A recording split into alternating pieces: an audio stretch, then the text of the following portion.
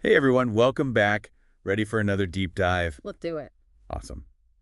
Today we're tackling a concept that's honestly been a bit of a game changer for me personally. Ooh, I like where this is going. Right, it's from Mel Robbins, the motivational powerhouse. Oh, yeah, love her work. So she's got this new book out, The Let Them Theory, Releasing Control for Personal Freedom. Okay, I'm intrigued already. Let them theory. Tell me more. Well, the basic premise is this. To gain more freedom and happiness, we need to learn to let go of the need to control others. Huh, that's interesting. So not just letting go of things, but letting go of, like, trying to control people. Exactly. And I know it sounds a little counterintuitive, especially for, us achievement-oriented folks who are used to kind of managing everything. Yeah, totally. We like to have a plan, right? But stick with me because Robbins really breaks down why this is so important and how it can actually make our lives so much easier. Yeah. Especially when we're like super busy and juggling a million things. Okay, I'm hooked. Break it down for me. All right. So right off the bat in chapter 1, she lays out these 3 key components of the Let Them theory. 3 components. All right, let's hear them. So number 1 is, and this is a biggie, releasing control. Release and control our... Basically, it's about accepting that we can't and shouldn't try to dictate other people's choices. Like as much as we might want to, we can't control how they think, how they feel, or what they do. I mean, that's kind of liberating when you think about it, right? It totally is. And it's so Yeah. freeing when you actually start to practice it. I was thinking about this in terms of like work situations. Yeah. How often do we try to micromanage our colleagues or like over-direct projects? Oh my gosh, all the time. And it never really works out that well, does it? Not usually. Yeah. But that's exactly what Robbins is getting at. She's saying, like, when we try to control everything and everyone around us, we end up exhausting ourselves, stressing ourselves out, and ultimately it often backfires. It's like we're creating this illusion of control, but really we're just creating chaos for ourselves. And that leads us to the second component, which is super fascinating, personal empowerment. Oh, interesting. Okay. So Robbins' idea is that when we start to let go of that need to control every little outcome, we actually reclaim a ton of energy. We free up mental space. We can focus better.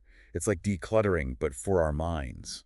I love that analogy because, like, clutter can be so overwhelming. And when you finally get rid of it, you can breathe again. You can see things more clearly. It's the same with our mental space, right? Absolutely. And it's not about becoming passive or like just giving up. It's about choosing to redirect that energy that we were spending on trying to control others back towards ourselves. So it's actually a form of self-care in a way. Totally. Yeah. And that's what leads to the third component, which is improved relationships. Okay. I can see how that ties in. So when we start respecting others' autonomy, their right to make their own choices, even if we don't necessarily agree with those choices, it creates this foundation of trust and genuine connection. Makes sense. It's like when you feel truly heard and respected by someone without them trying to, like, fix you or change you, it just deepens that relationship.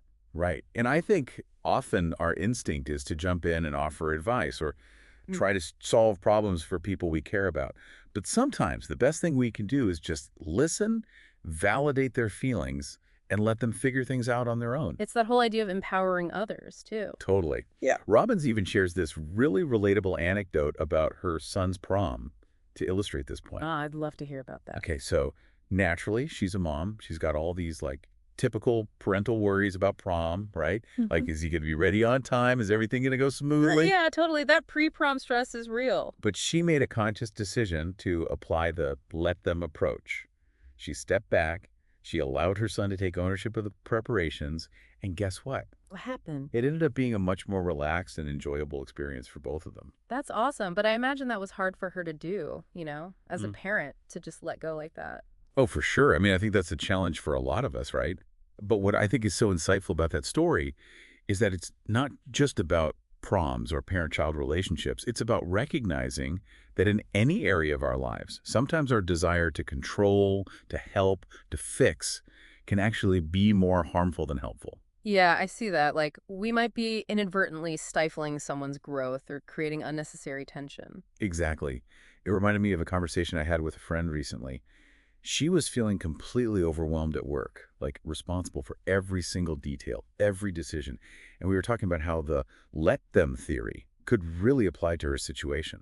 So, like, what if she delegated more? trusted her team to handle certain tasks. Yeah, exactly. And I know that can be a huge leap of faith, especially when we're used to being in control. Absolutely. But it also has the potential to be so rewarding, both for her and for her team. She could reduce her stress level significantly, and her team would feel more empowered and trusted. Totally. And it's not about just dumping everything on other people. It's about consciously choosing what to let go of and then communicating clearly, setting boundaries, and empowering others to step up. That's key, I think, because letting go doesn't mean becoming passive or letting people walk all over you. No, not at all. It's about finding that balance, that sweet spot where you're respecting your own needs and limits while also allowing others the freedom to make their own choices. This is so good. I'm already thinking about all the areas in my life where I could apply this let them theory. It's a real shift in perspective. Right. It's like this whole new way of approaching life and relationships. And I have to say, the more I practice it, the lighter and more free I feel. It's so encouraging to hear. I'm definitely going to dive deeper into this. Well, for anyone listening who's as intrigued by this as we are, I highly recommend checking out Mel Robbins' book. It's full of practical tips and real-life examples that make it super easy to understand and apply. Totally. And for everyone listening, as you go about your day to day, here's a little food for thought.